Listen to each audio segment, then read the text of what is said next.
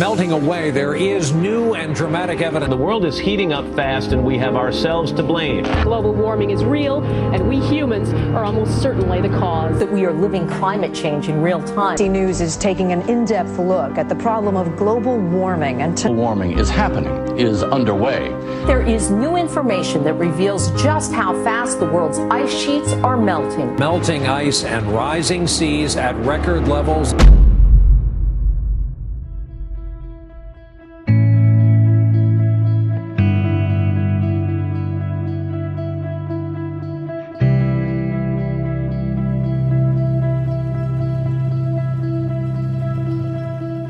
I just really loved skiing ever since I was a little kid. I've been skiing my entire life. And once I found out that climate change is impacting the ski industry, I really wanted to do something about it, and I wanted to figure out why and what is impacting and how is it being impacted. Changing snow and changing glaciers are part of the same story. They're both a reflection of how climate change is altering our world. And the ski industry could wind up being affected by climate change more than almost any industry in the United States.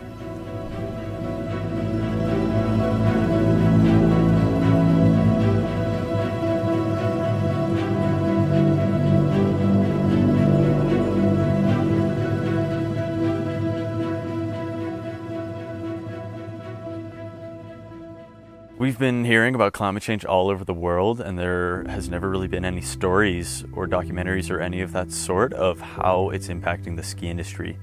And I really just wanted to get to the bottom of it and get to know the people who are behind this and who care. It's a $12 billion industry in Colorado alone with thousands of jobs, and those are all at stake.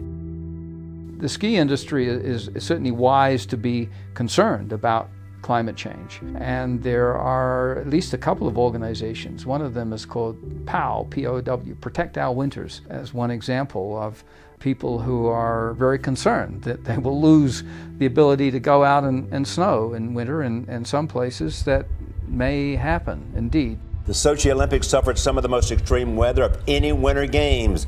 Athletes faced fog, rain, and temperatures in the 60s. Research predicts that could become the new reality at ski resorts around the world. Porter Fox loves to ski.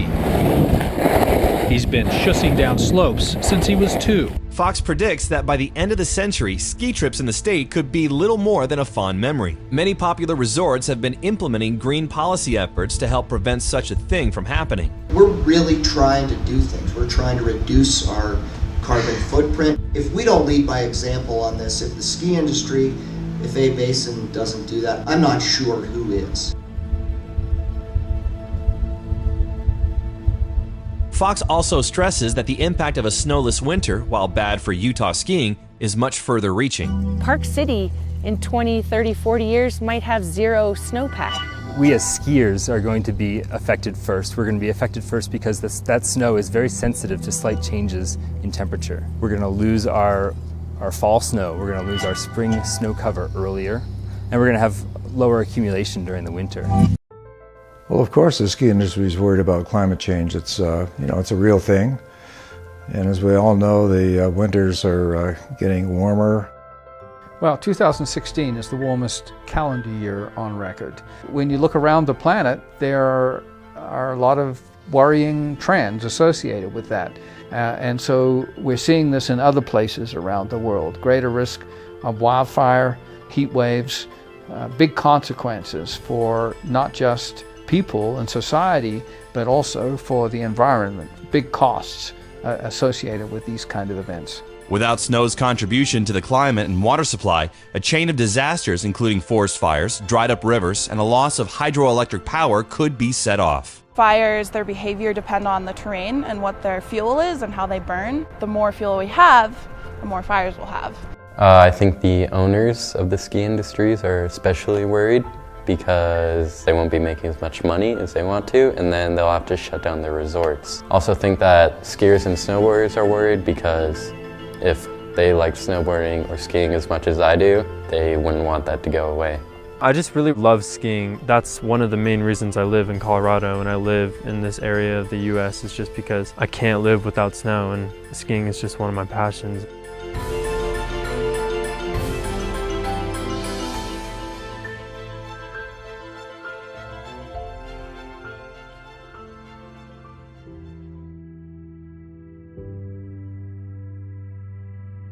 The snow sports industry nationwide is a $66 billion industry and employs almost 1 million people, so it has huge economic impact. One of the keys for the ski industry is to capture Thanksgiving as a skiing holiday. And 20 years ago, late November was dependable in terms of being cold enough and snowy enough that resorts could open and skiing was good.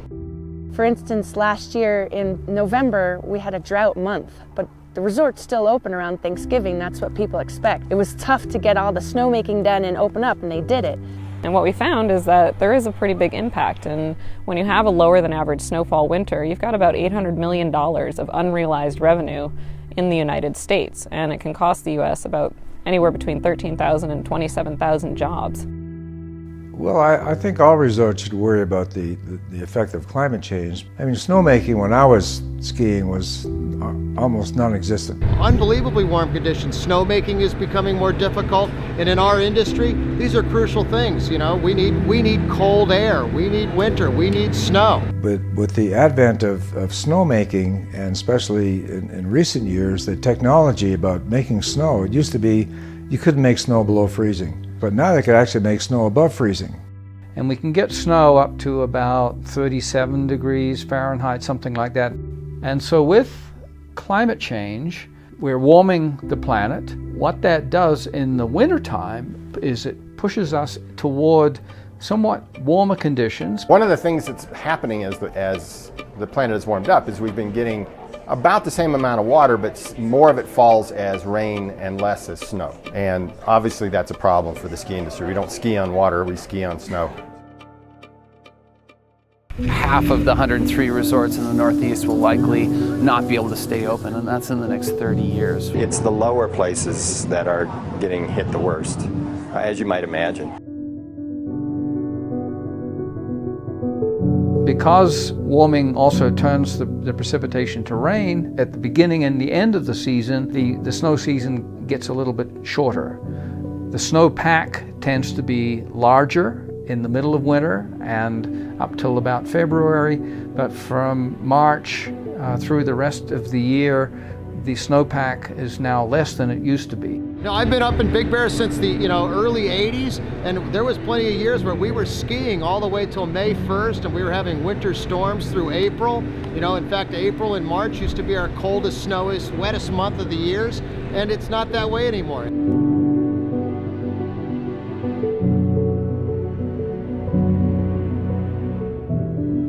Once I began to really look into this subject, I discovered that there was actually a climate change panel focusing on skiing and how climate change is affecting the ski industry.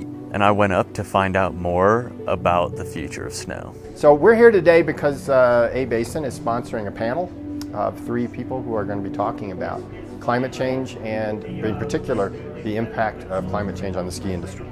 Well, as we near the end of ski season up in the high country, climatologists have some bad news. Why they say the season will continue to end earlier and earlier each year, and how the changing climate might change the way we hit the slopes. Shrinking ski season is something that has been going on here in Colorado. It's quite well documented.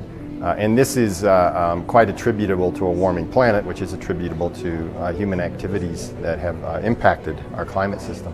And so this is the burning of fossil fuels putting carbon dioxide into the atmosphere, and there are a number of other pollutants and greenhouse gases. Our models predict that with increasing greenhouse gas emissions, we'll see warming of approximately 4 degrees Celsius, and that's a global average.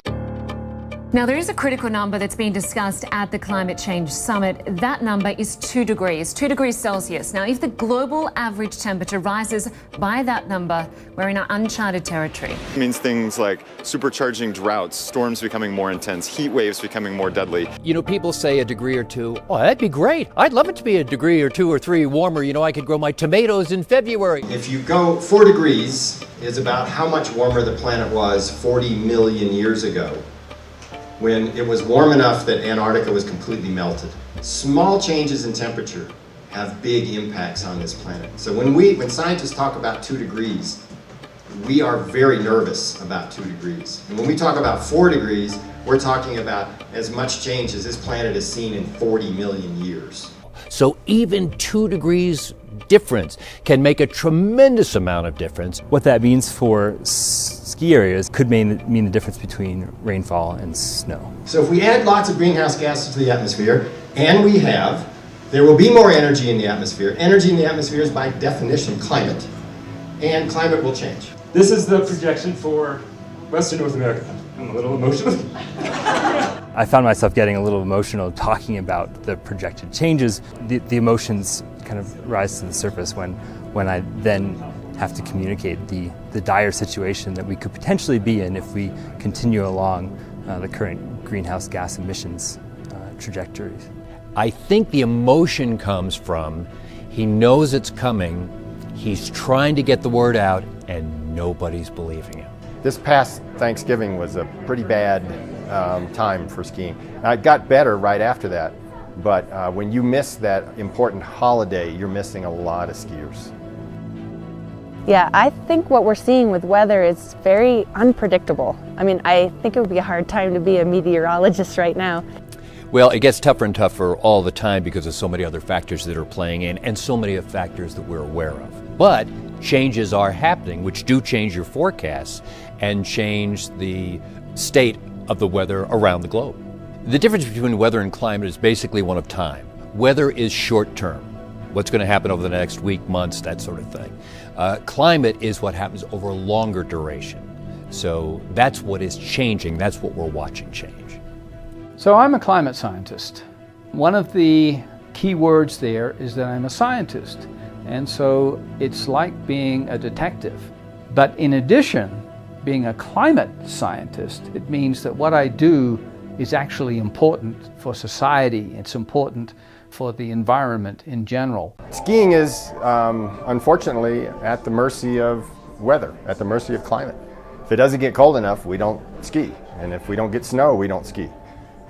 This is, that's the reality of a sport, an industry, a pastime, which is very intimately connected to climate. And as climate changes, the industry changes along with it. It has to. The planet is changing, and it's changing in ways that if it continues for another 40 years, can have really major consequences for society and for the environment.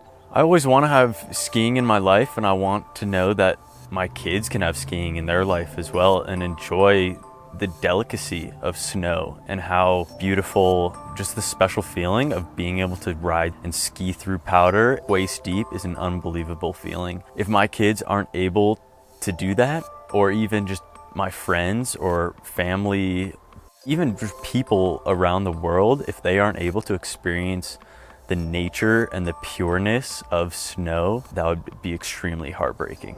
If the ski industry were to shut down, it would affect my life and millions of other people's lives very drastically. Recognizing that climate change is happening is the first step, but then planning for it sensibly is another thing that we can do.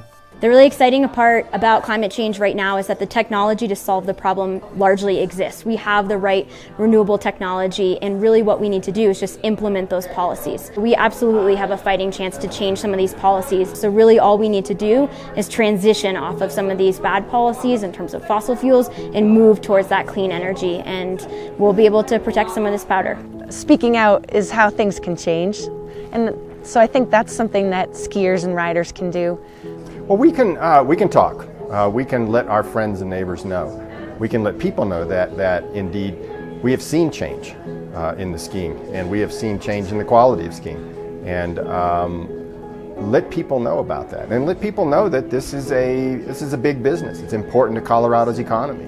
It's $12 billion a year for the state, and that's important. Major changes could be in store for us, and so it's really worrying about what kind of a planet we're leaving our children and our grandchildren, the future generations. I think that's my goal with my child, is teaching her how to be a responsible citizen while loving and respecting the earth and really enjoying our passion, and trying to cut our carbon footprint the best we can, and teaching our children how to cut your carbon footprint, but while also having a love and passion for the outdoors. I believe we have an opportunity right now. We are nearly on the edge of a crisis, but we still have an opportunity to face the greatest challenge of our generation, in fact, of our century. I'm only 18 and I still have so many more years left to ski, and I just can't imagine not being able to do that.